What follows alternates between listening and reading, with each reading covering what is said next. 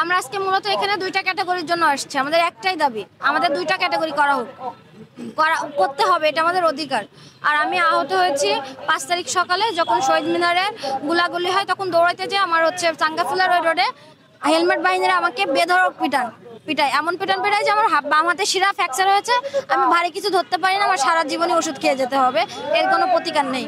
আমরা দুইটা ক্যাটাগরি চাই, আমরা ক্যাটাগরিতে কোনো বৈষম্য চাই না, অক্ষম সক্ষম, ব্যাস এই দুইটাই।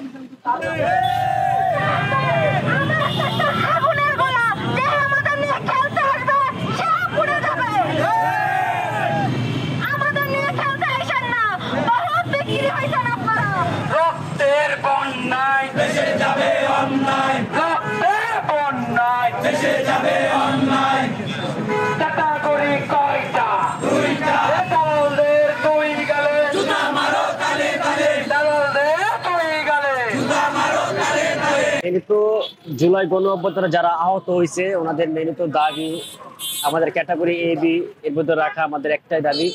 আর যারা মেনিত এই ক্যাটাগরিতে যারা আছে, যাদের হাত নাই পা নাই অঙ্গ যেমন চোখ, যারা কোনো কর্মের ভিতরে স্থান নাই, তারা এই ক্যাটাগরিতে আছে। আর যারা বি ক্যাটাগরি তারা মনে করেন হয়তো 5 মাস 6 মাস বা কিছুদিন পরে সুস্থ হবে, তারা বি ক্যাটাগরিতে রাখা উচিত। আর যেমন আমরা আমাদের সি ক্যাটাগরি কিছু আমার গুলি লাগছে দুইটা, একটা হাতে এবং একটা মুখে, এবং আমার এখনো যে হাত পঙ্গু হয়ে রয়েছে, আমাকে সি ক্যাটাগরি দিচ্ছে। আমরা এখনো মেইন দাবি একটাই, সি ক্যাটাগরি বাদ দিয়ে আমাদের বি ক্যাটাগরি আনা উচিত।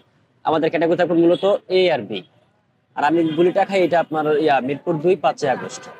এখানে মেনুতে আমাদের গত যে সি ক্যাটাগরি যেটা আমাদের বাতিল করার জন্য আমরা গত বুধবারে আমরা এটা মন্ত্রণালয় দিয়েছিলাম, এটা আমাদের ওনারা বলছে যে আজকে জানানোর কথা ছিল, যার কারণে আমরা আবার সবাই একত্র হয়ে আসি।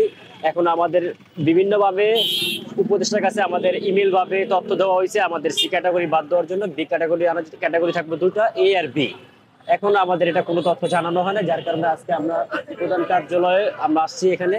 এখনো ওনারা একজন আসছিল, খবর নিয়ে গেছে আমাদের, বললো কিছুক্ষণ আগে আমাদের জানাবে, এখন কিছু জানায় না, যার কারণে এখনো আমাদের বিভিন্ন জায়গাতে আমাদের লোক আসতেছে।